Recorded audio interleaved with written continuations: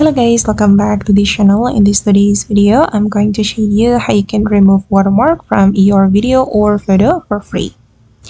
Okay, let's get into it guys. First of all, you need to go to your browser and then you can search for the watermark remover, and there will be some websites you can use to remove watermark from your video or photo.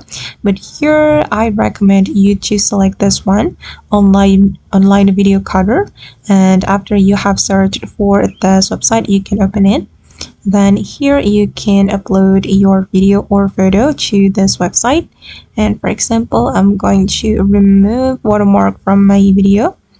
I'll go with this one, click on open.